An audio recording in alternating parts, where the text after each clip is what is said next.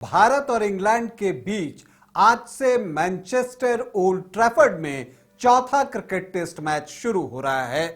Bharat फिलवक्त series में एक के मुकाबले 2 मैचों से पीछे चल रहा है, तो ऐसे में सीरीज स्क्वायर करने के लिए भारत को गुड बेटर से बढ़कर बेस्ट परफॉर्मेंस देने की दरकार होगी। क्या कुछ करना होगा टीम इंडिया को, इस पर तो चर्चा करेंगे ही, लेकिन इंजरी कंसर्न टीम इंडिया के लिए फिलहाल सबसे बड़ी है। तो कौन कौन से खिलाड़ी चोटिल हैं? सवाल यह उठता है कि क्या करुण नायर को फिर से टीम में जगह दी जाएगी, या 6 फुट 2 इंच लंबे तेज गेंदबाज जो है वो अपना डेब्यू करने जा रहे हैं मैनचेस्टर में। सारी चीजों पर चर्चा करेंगे। नमस्कार, आप देख रहे हैं न्यूज बाय स्कोप और मैं हूं राकेश रंजन। भारत और इंग्लैंड के बीच चौथा cricket test match old Trafford Manchester में आज से खेला जाएगा और भारत के सामने बड़ी चुनौती है कि वो सीरीज को बराबर कैसे करे।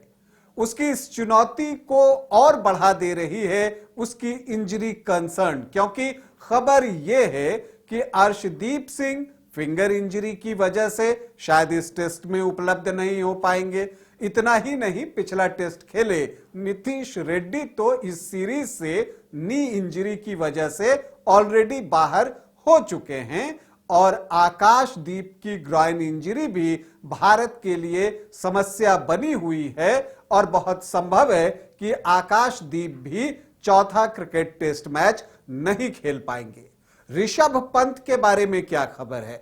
तो देखिए, सूचना यह है कि ऋषभ पंत रिकवर कर रहे हैं और कोशिश यह होगी कि वो ये टेस्ट खेलें, और अगर मान लीजिए कि चूंकि उनकी फिंगर इंजरी थी वो विकेट कीपिंग नहीं कर सकते, तो एज ए बैटर ही उनको टीम में शामिल किया जा सकता है, क्योंकि फिंगर इंजरी के बाद तीसरे टेस्ट मैच में उन्होंने अच्छी बल्लेबाजी की थी। अगर ऐसा होता है तो ध्रुव जुरेल को भी टीम में शामिल करना होगा, जो कि विकेट कीपर की भूमिका निभाएंगे।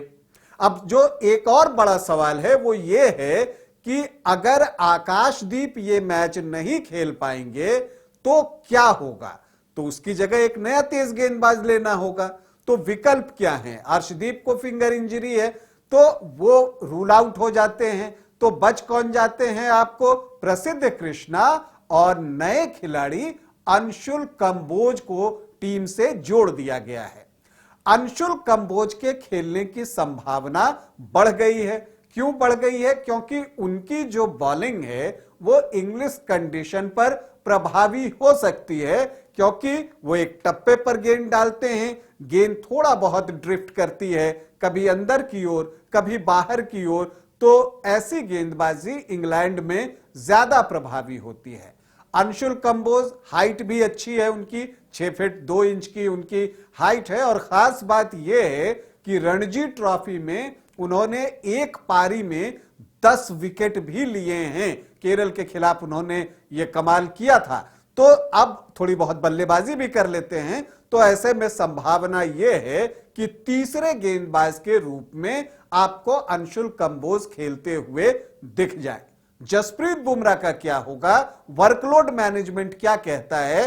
तो अब वर्कलोड मैनेजमेंट जो कुछ भी कहे, लेकिन चूंकि 2 तेज गेंदबाज ऑलरेडी इंजर्ड हैं, आपको आकाशदीप भी अर्शदीप भी, तो ऐसे में जसप्रीत बुमराह को चौथा क्रिकेट टेस्ट मैच खेलना ही पड़ेगा।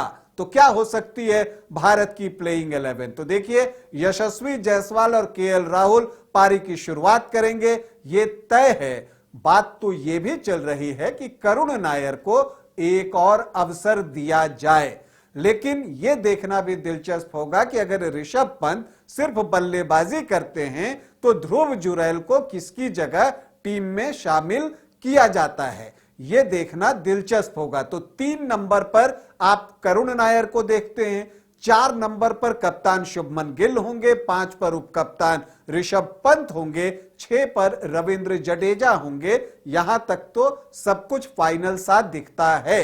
अब 7 नंबर पर वाशिंगटन सुंदर होंगे, या यहां पर ध्रुव जुरैल को फिट किया जाएगा, ये देखना दिलचस्प होगा, क्योंकि अगर ध्रुव जुरेल यहां पर शामिल होते हैं और करुण नायर खेलते रहते हैं तो वैसी परिस्थिति में सुंदर को बाहर बैठना पड़ सकता है।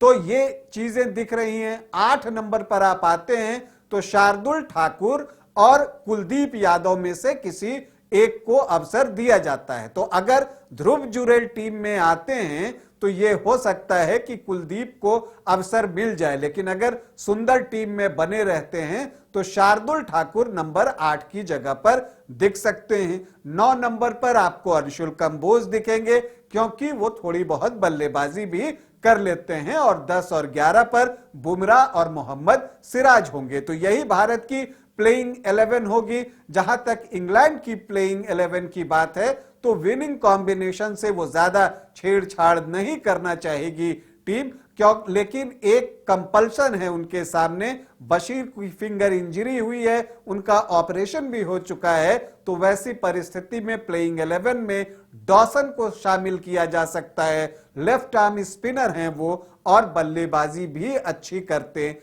हैं। तो डॉसन को टीम में प्लेइंग 11 में शामिल किया गया है।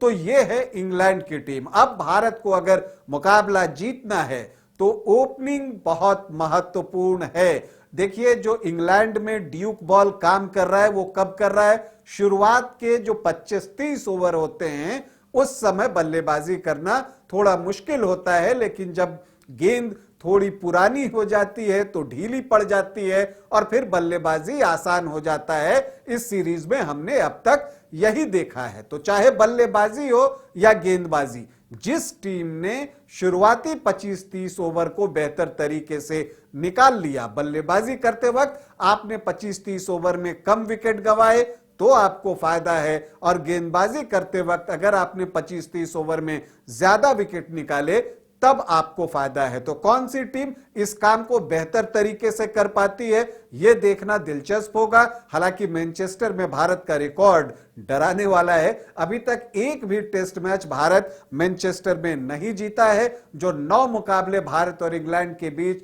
टेस्ट मैच में मैनचेस्टर ओल्ड ट्रैफर्ड में खेले गए हैं, उसमें 4 मैच जो है वो इंग्लैंड ने जीता है और 5 मैच ड्रॉ हुआ है। इतना ही नहीं, जो आखिरी सेंचुरी किसी इंडियन बैटर ने मैनचेस्टर में लगाई है वो 35 साल पीछे चले जाइए, 1990 में सचिन तेंदुलकर ने यहां दूसरी पारी में शतक जड़ा था। उसके बाद से किसी भी भारतीय बल्लेबाज ने मैनचेस्टर में शतक नहीं लगाया है। और वो, अगर सचिन का आपको शतक याद हो तो वो सचिन की पहली टेस्ट सेंचुरी थी। तो वो यादें हैं। हम उम्मीद करते हैं कि जो शुभमन गिल की कप्तानी वाली ये टीम इंडिया है, युवा टीम है, ये अपने हौसले को कम नहीं पड़ने देगी और एक बार फिर से वैसी ही वापसी करेगी जैसा पहला टेस्ट गंवाने के बाद उसने दूसरे टेस्ट मैच में किया था। इतिहास रचने का काम अगर टीम इंडिया करती है तो सीरीज मैनचेस्टर में बराबर हो जाएगा।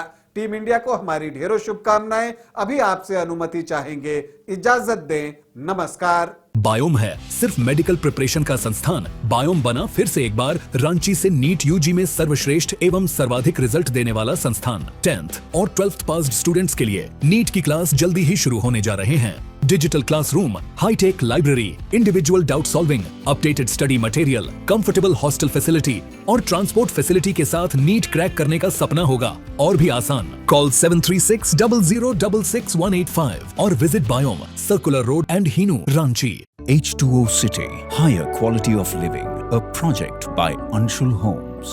Luxury 2 and 3 BHK flats with garden attached balcony. Amenities are valet parking, swimming pool, clubhouse, kids play area, badminton and basketball courts. Anshul Homes, H2O City. शहर की भीड़ से बोर हो गए हो? तो चलिए आज नए वाइब में आपको लेके चलते हैं, जिसका नाम है वैदिक विलेज। एम्स पटना से 10 मिनट की दूरी पर नौबतपुर में स्थित ये सोसाइटी सिर्फ आपके लिए है। यहाँ पे मेन रोड 30 फीट की है, रिंग रोड 24 फीट की है और ब्रांच रोड 20 फीट की है। यहाँ मिलेगा आपको स्विमिंग पूल, जॉगिंग ट्रैक, मंदिर और 24/7 सिक्योरिटी कैमरा जैसी बेसिक एमिनिटीज।